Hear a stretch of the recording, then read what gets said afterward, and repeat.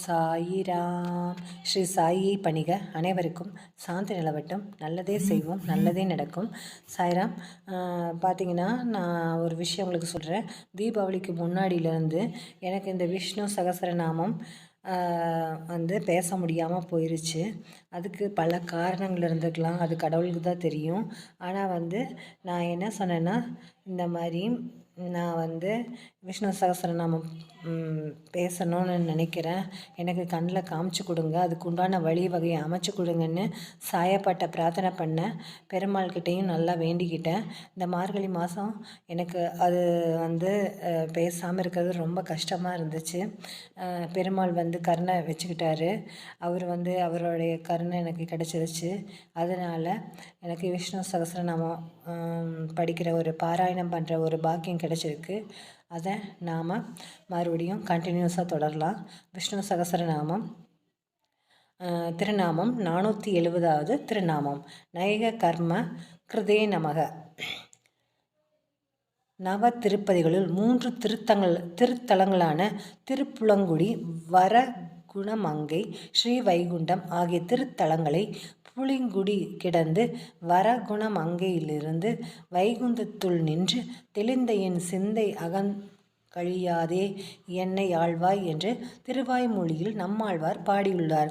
திருப்புளியங்குடி திவ்ய தேசத்தில் சயனித்து வரகுணமங்கை திவ்ய தேசத்தில் அமர்ந்து ஸ்ரீவைகுண்டம் என்னும் திருத்தலத்திலே நின்று நம்மாழ்வாரை பெறுவதற்காக திருமால் காத்திருக்கிறாராம். இந்த கருத்தை ஆச்சாரிய ஹிருதயம் என்னும் நூலில் அழகிய மணவாள பெருமாள் நாயனார் போக்கிய பாகத் வரை தெளிந்த சந்தைக்கு முன்னில் 3 பிரகடம் என்று விளக்குகிறார். அதாவது, ஒரு வீட்டில் சமையலறையில் சமையல் ஆகிக் கொண்டிருக்கிறது என்று வைத்துக்கொள்வோம். அந்த வீட்டில் உள்ள ஒருவருக்கு பசி அதிகமாக இருந்தால் உணவு தயாராகிவிட்டதா என்று அறியும் ஆர்வத்தோடு அவர் அடிக்கடி சமையலறை பக்கம் சென்று வருவார் அல்லவா? அதிலும் ஆரம்ப நிலையில் சமையலறை பக்கமாக நிற்பார். இன்னும் தாமதம் ஆகிக்கொண்டே இருந்தால் சமையல் அறையிலேயே அவர் அமர்ந்து விடுவார். உணவு தயாராகி அதை உண்ட பின் இங்கிருந்து எழுவோம் என்ற எண்ணத்திலே அமர்ந்து விடுவார். இன்னும் தாமதம் ஆகிக்கொண்டே போனால் சமையல் அறையிலேயே படுத்து விடுவார். உணவு அதை உண்ட பின் தான் எழுவனே ஒழிய அதுவரை இங்கிருந்து நகருவதில்லை என்ற உறுதியால் சயனித்து விடுகிறார். இதே போலத்தான் நம்மாழ்வார் என்ற ஜீவாத்மாவை தனக்கு உணவாக பெற வேண்டும் என திருமால் ஆசைப்பட்டாராம்.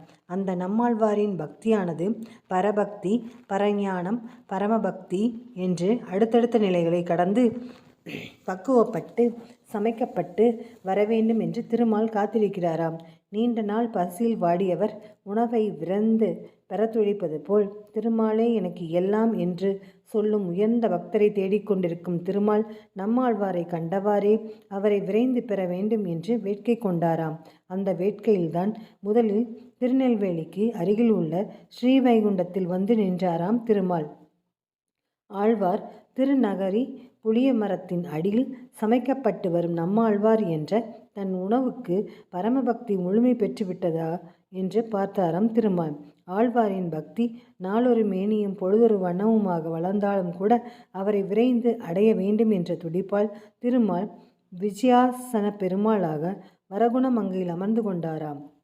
இன்னும் சற்று தாமதமாகவே திருப்புளியங்குடியில் காய்ச்சின வேந்தனாக பள்ளி கொண்டு ஆழ்வாரை பெறாமல் இங்கிருந்து நகருவதில்லை என்று உறுதியோடு காத்திருந்து ஆழ்வாரை பெற்றாராம். ஆக தன் பக்தர்களுக்கு அருள் புரிய வேண்டும் என்பதற்காக நிற்றல், இருத்தல், கெடுத்தல் உள்ளிட்ட பல செயல்களை செய்கிறார் திருமால். அவ்வாறே திருப்பார்கடலை கடைந்து தேவர்களுக்கு அமுதை கொடுப்பதற்காக பற்பல செயல்களை செய்தார் திருமால். மந்திரமலையை சுமந்து தானே திருப்பார்கடலை கடைந்து தன்வந்திரியாக அமுதை கொண்டு மோகினியாக அசுரர்களை மயக்கி இப்படி பற்பல செயல்களை செய்து தேவர்களுக்கு அமுதை பெற்று தந்தபடியால் அமுதம் தந்த திருமால் நைக கர்ம கிருத் என்று அழைக்கப்படுகிறார். கர்ம என்றால் செயல், கிருத் என்றால் செய்பவர், ஏக என்றால் ஒன்று, நைக என்றால் பல. நைக கர்ம கிருத் என்றால் பல பல செயல்களை செய்பவர் என்று பொருள். அதுவே சகசரநாமத்தின் 470வது திருநாமம். நைக கர்ம கிருத் நமக என்று தினமும் சொல்லி வரும் அன்பர்களை பல விதங்களில் எப்போதும் திருமால் காத்தருள்வார். ஓம் நமோ நாராயணாய. சர்வம் ஸ்ரீ கிருஷ்ணார்ப்பணம். ஜெய் சாய்ராம். சாயப்பாவின் திருவடிகளே சரணம்.